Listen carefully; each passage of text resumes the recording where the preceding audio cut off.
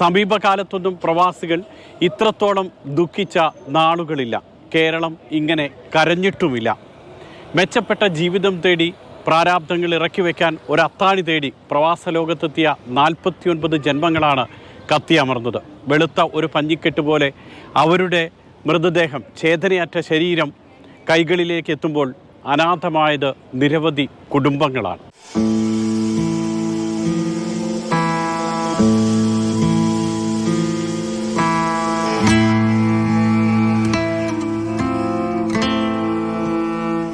കുവൈറ്റിലെ മംഗഫ്, പ്രവാസികളുടെ സ്വപ്നങ്ങളുടെ ശവപ്പറമ്പ്.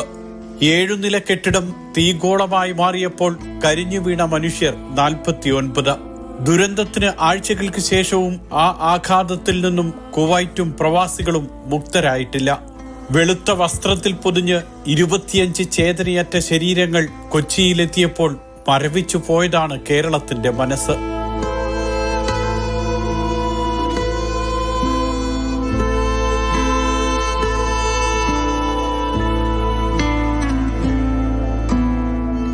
പ്രവാസികൾക്കിടയിലെ പ്രതീക്ഷയുടെ 2 വാക്കുകളാണ് പെട്ടി പൊട്ടിക്കലും പെട്ടി കെട്ടലും.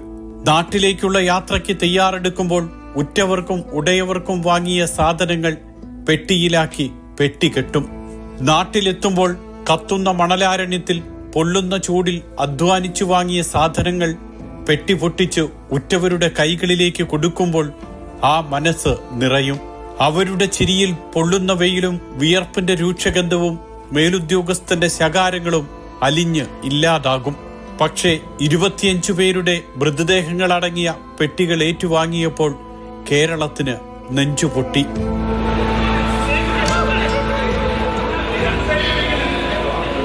കൂടെ ഞങ്ങള് 4 പേര് പോകുന്നതിൽ ഒരാള് അപ്പോഴും ബാൽക്കണിയിൽ നിൽക്കണം. പുള്ളി ബാൽക്കണിയിൽ നിൽക്കണം. പുള്ളിക്ക് വെയിറ്റ് ഓവർ ആയതുകൊണ്ട് ചാടാനുള്ള ബുദ്ധിമുട്ടുണ്ട്. ബാൽക്കണിയിൽ നിൽക്കണം. ഞങ്ങള് 3 പേര് താഴെ പോകുന്ന, ബാക്കിയുള്ള ആൾ ഇവിടെ ഉണ്ട്. അപ്പൊ ഇത് കാരണം അപ്പൊ നമ്മൾ അങ്ങനെ ഒരു മൈൻഡിലോട്ട് സെറ്റാണ്. കാരണം ഇവന്റെ അവസ്ഥ എന്താണെന്ന് അറിയില്ല. ഇവൻ നാളെ പോയാൽ ഞാൻ അതിനേക്കാളും കൂടുതൽ പാനിക്കാവും. അപ്പൊ അതൊരു ചോദ്യചിഹ്നം തന്നെയാണ്. പക്ഷെ അതിന് നമ്മൾ സർവൈവ് ചെയ്ത് പറ്റുള്ളൂ. ഇത് എല്ലാം റിയാലിറ്റിയാണ്. നമ്മൾ ഫേസ് ചെയ്തേ പറ്റുള്ളൂ.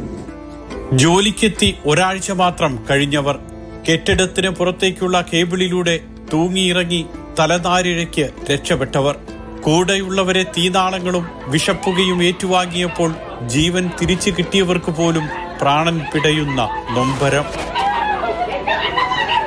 വയറുണ്ടായിരുന്നു വള്ളി, കേബിളിൽ പിടിച്ചിറങ്ങിയത്. അപ്പൊ കിച്ചന്റെ വെന്റിലേഷൻ പോകുന്നത്. അപ്പൊ ആ വെന്റിലേഷൻ നല്ലപോലെ പഴുത്തിരിക്കുന്നു. വന്നിട്ട് ഒരാഴ്ചയായിട്ടുള്ളൂ. അതായത് ഇവിടെ വന്ന എല്ലാവരും ശ്രീഹരി, ബിനോയ്, ശ്രീജേഷ്, അത് 3 പേരും എന്റെ വന്നു. അതായത് 3 പേരും ഓരോരുത്തരും പോയി. അവരെന്നെ ബാക്കിയാക്കി പോയി. 195 പേർ താമസിച്ചിരുന്ന 7 നില കെട്ടിടം. പുലർച്ചെ 4 മണിയോടെ ആളിപ്പടർന്ന തീ. പുക ശ്വസിച്ച് ശ്വാസം മുട്ടി ചാടി എഴുന്നേറ്റപ്പോഴേക്കും തളർന്നും കുഴഞ്ഞും വീണവർ, വിഷപ്പുകയിൽ കാഴ്ച നഷ്ടപ്പെട്ട് ദിക്കറിയാതെ വീണുപോയവർ, രക്ഷപ്പെടാനുള്ള വെപ്രാളത്തിനിടെ കെട്ടിടത്തിൽ നിന്നും ചാടി പിടഞ്ഞു മരിച്ചവർ. ഒരു നിശ്വാസത്തിനപ്പുറം ജീവനും മരണവും മുഖാമുഖം നിന്ന നിമിഷം.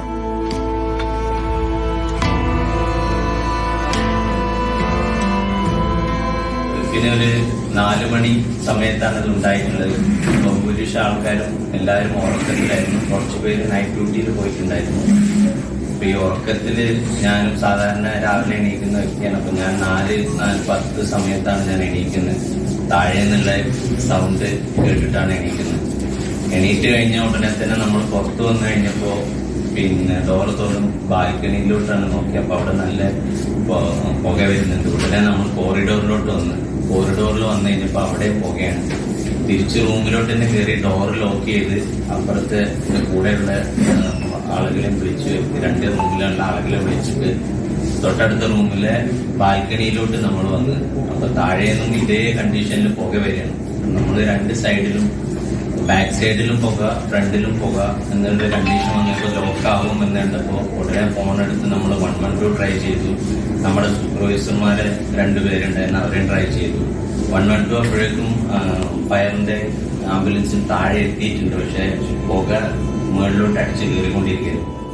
മലയാളിയായ KG എബ്രഹാമിന്റെ ഉടമസ്ഥതയിലുള്ള NTBCയിൽ 1/4 നൂറ്റാണ്ടിലധികമായി ജോലി ചെയ്യുന്നവർ വരെ ദുരന്തമുണ്ടായ കെട്ടിടത്തിൽ താമസിച്ചിരുന്നു.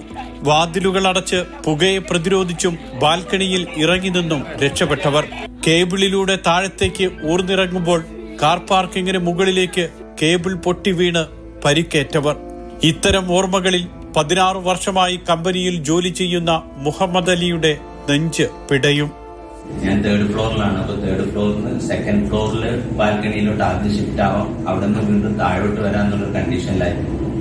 പക്ഷെ ആ വീടിനിടയിൽ എന്റെ കയ്യിൽ നിന്ന് കേബിൾ മിസ്സായി. ഞാൻ താഴോട്ട് വരികയാണ്, വീഴാനുണ്ടായിരുന്നു. വീണത് സൈഡിൽ നമ്മൾ കാർ പാർക്കിംഗ് കാർ ഷെഡൊക്കെ ആയിട്ട് ഉപയോഗിച്ചിരുന്ന ഷെഡുണ്ട്, കെർബി ഷീറ്റ് കൊണ്ടുണ്ടാക്കിയ ഷെഡ്. ആ ഷെഡിന്റെ മുകളിലോട്ടാണ് വീണത്. പുള്ളിയാണ് എന്റെ റൂംമേറ്റ്. പുള്ളി വിളിച്ചറിയിച്ചിട്ടാണ് ഞാൻ ഉറപ്പിച്ചായിരുന്നു. 4 ആ ടൈമിലായിരുന്നു. പുള്ളിയെ വിളിച്ചറിയിപ്പിച്ചുകൊണ്ടാണ് ഞാൻ വിളിച്ചത്. പുള്ളി ഓൾറെഡി പുറത്ത് പോയി പുക കണ്ടപ്പോഴാണ് പുറത്തേക്ക് ഞങ്ങൾ ബാൽക്കണി ഇറങ്ങിയത്. പിന്നെ ബാക്കി പുള്ളി പറഞ്ഞല്ലേ. പക്ഷെ എനിക്ക് ഇവരൊക്കെ ചാടാൻ പറ്റിയില്ല, കാരണം ഞാൻ നോക്കുമ്പോൾ ഒപ്പൊന്നുമില്ല. ഞാൻ പുള്ളി പുകയായിരുന്നത്. ഞാൻ അവിടെ തന്നെ വെയിറ്റ് ചെയ്തു. ദുരന്തമുണ്ടായി 48 മണിക്കൂറിനുള്ളിൽ എല്ലാ മൃതദേഹങ്ങളും നാട്ടിലെത്തിക്കാൻ കുവൈറ്റ് ഒരുക്കിയ സൗകര്യങ്ങൾ ലോകത്തിനു തന്നെ മാതൃകയാണ്. എല്ലാ വകുപ്പുകളും ഒരുമിച്ച് ചേർന്ന് എല്ലാ നടപടികളും ഒരിടത്തു വെച്ച് പൂർത്തിയാക്കി. പ്രത്യേക വിമാനം പോലും തയ്യാറാക്കാൻ കുവൈറ്റ് അമീർ നൽകിയ നിർദ്ദേശം മതി ആ രാജ്യം എത്ര ശക്തമായാണ് ഇടപെട്ടതെന്ന് തിരിച്ചറിയാൻ. ഇന്ത്യൻ വ്യോമസേനാ വിമാനവും കേന്ദ്ര സംഘവും ദുരന്തഭൂമിയിൽ പറന്നിറങ്ങി. എംബസിയും നോർക്കയും പ്രവാസി സംഘടനകളും എണ്ണയിട്ട യന്ത്രം പോലെ പ്രവർത്തിച്ചു. രാപ്പകലില്ലാതെ അധ്വാനിച്ചു. ആശുപത്രികളിലെ ഡോക്ടർമാരും നഴ്സുമാരും പാരാമെഡിക്കൽ സ്റ്റാഫും. എല്ലാറ്റിനും കൂടെ നിന്നു NTBC എന്ന company. I think most of you people, you know how we take care of our people, how they are comfort in our company in Kuwait, because we want our people to be our family, and we used to take care of them like a family.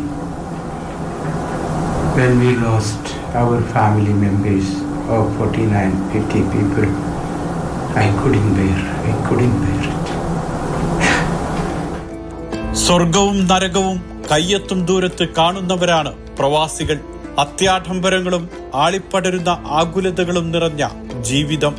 മക്കളുടെ പഠനവും വിവാഹവും, തലചായ്ക്കാനൊരു വീടും, സഹോദരങ്ങളുടെ ചിരിയും ഉറ്റവരുടെ ചികിത്സയുമെല്ലാമായി പ്രാരാബ്ധങ്ങളുടെ വലിയ ഭാരവുമായാണ് ഓരോ പ്രവാസിയും രാപ്പകലുകൾ തള്ളി നീക്കുന്നത്. ആളിപ്പടരുന്ന അഗ്നിയിൽ ഈയാമ്പാറ്റ പോലെ പിടഞ്ഞു വീഴുമ്പോൾ എന്തൊരു ശൂന്യതയാണ് ആശ്രിതരുടെ ജീവിതത്തിൽ ഉണ്ടാകുക. ആർക്ക് പകരം നൽകാൻ കഴിയും ഇങ്ങനെയൊരു ജീവിതം?